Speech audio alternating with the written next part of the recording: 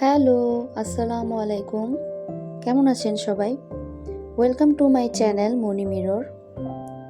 আপনাদের সামনে এটা হতে যাচ্ছে আমার ফার্স্ট ব্লগ। শুরুতেই নিজের একটু পরিচয় দিয়ে নেই। আমি মনি, থাকি ঢাকাতে। আমার এই ব্লগ ভিডিওতে আপনারা দেখতে পাবেন আমার লাইফস্টাইল, আমার কুকিং, ট্রাভেলিং, স্টাইলিং, শপিং, আমার জীবনের বিশেষ মুহূর্তগুলো তুলে ধরার চেষ্টা করব। আপনারা আমার সঙ্গে থাকুন, ভালো লাগলে সাবস্ক্রাইব করুন। আপনাদের সাপোর্ট না পেলে এই যাত্রায় সফল হওয়া সম্ভব না।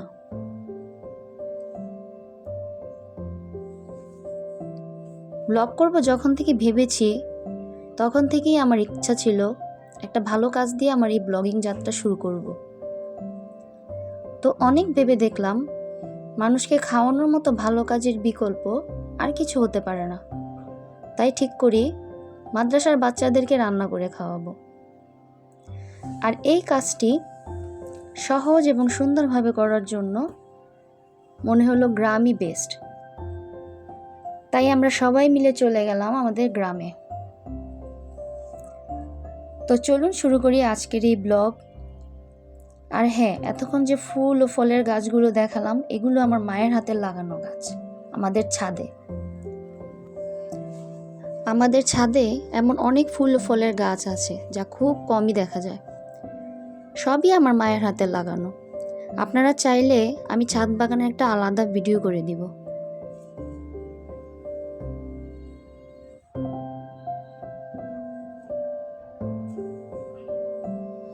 আগের দিন রাতেই আমরা গ্রামে চলে গিয়েছিলাম, তাই আর তেমন কোনো ভিডিও করা হয়নি। সকাল সকাল আমার ফুপুর হাঁসের ডাকে আমার ঘুম ভাঙে। উঠোন ভর্তি হাঁস ছিল। ওদের সঙ্গী হয়ে কিছুক্ষণ ওদের সাথে হাঁটলাম। এই যে আমার সঙ্গীগুলো এখানে পানিতে খেলছে আর ব্রেকফাস্ট করছে।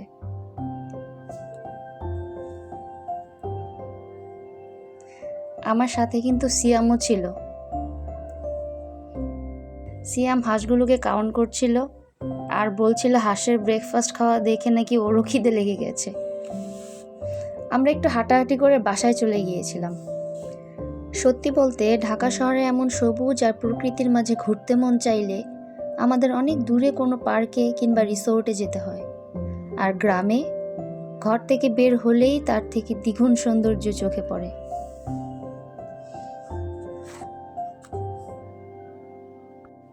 তারপর আমরা একটু হাঁটাহাঁটি করে বাসায় চলে এসেছিলাম। নতুন ব্লগ করলে যা হয় আর কি। সারাদিন ব্যস্ততার মাঝে আর ভিডিও করার কথা মাথাতেই ছিল না। রাতে খাবারের সময় হঠাৎ করে মনে পড়ে গেল ভিডিও তো করা হয়নি। ভাইয়ারা সিয়াম বসে খাচ্ছিল। ওরা সবাই সারাদিন ব্যস্ত ছিল।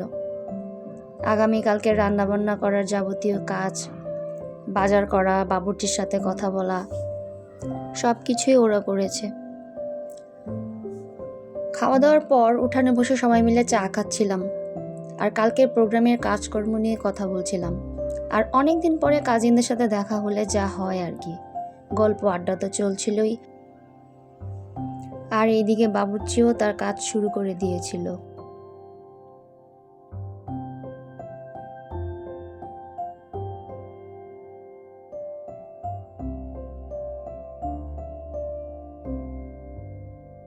রাত জেগে সবার ক্ষুধা লেগেছিল, তাই সন্ধ্যার নাস্তা ছিল সেগুলিই খাচ্ছিল।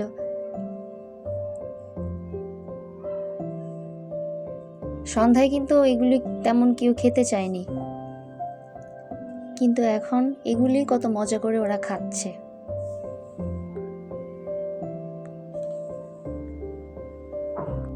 সিয়াম, ভাইয়া, আমরা সবাই মিলে খুব দুষ্টুমি করতেছিলাম। খুব ফান হচ্ছিল। আসলে সবাই মিলে রাত জেগে গল্প করার মজাটাই খুব অন্যরকম।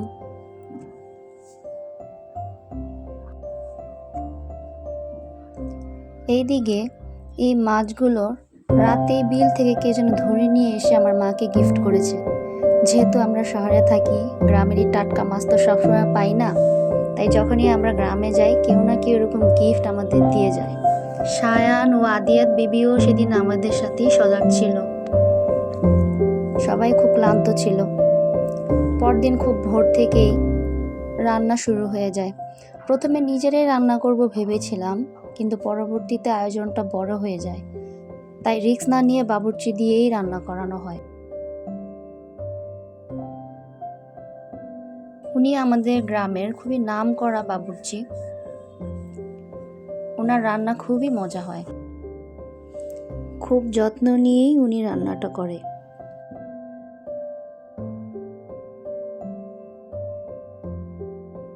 তাছাড়া ওনার কাজকর্মও খুব পরিষ্কার।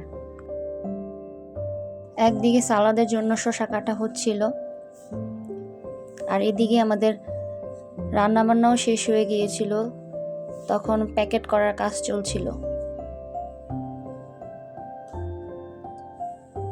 খাবারগুলো প্যাকেট করাও খুব দ্রুত হয়ে যায়, কারণ সবাই মিলে, আমার সব কাজিন ভাইয়ারা, ফুপ্পিরা, আমার মা সবাই মিলেই প্যাকেট করে। সবাই তো আর ক্যামেরার সামনে আসতে চায় না। কেউ ক্যামেরার সামনে আসতে না চাইলে তাকে জোর করা ঠিক না বলেই আমার মনে হয়। তো যাই হোক, এখানে প্যাকেট করা হচ্ছিল, প্যাকেট প্রায় শেষের দিকে।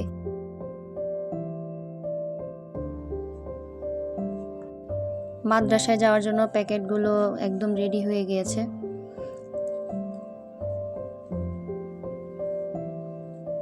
মাদ্রাসা থেকে 2 জন লোক পাঠানো হয়েছিল খাবারগুলো নেওয়ার জন্য,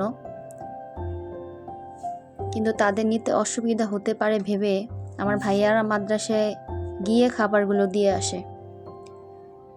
এখানে সায়ান বেবিও ভাইয়ার সাথে যাচ্ছে, ভাইয়ার ঘাড়ে চড়ে। সে যাবে কিন্তু হাঁটবে না, আবার না নিয়ে গেলেও মাটিতে গড়াগড়ি করে কান্না। সো তারে নিতে হবে এবং ঘাড়ে করেই নিতে হবে, বেচারা ভাইয়া। এদিকে ভাইয়ারা আগে থেকেই গাড়ি ঠিক করে রেখেছিল খাবার নেওয়ার জন্য, গাড়ি আগেই বসেছিল। তো এখানে গাড়িতে করে মাদ্রাসার যে 2 জন হুজুর, ওনাদেরকেই আগে পাঠানো হয়, ভাইয়ারা পরের গাড়িতে যায়।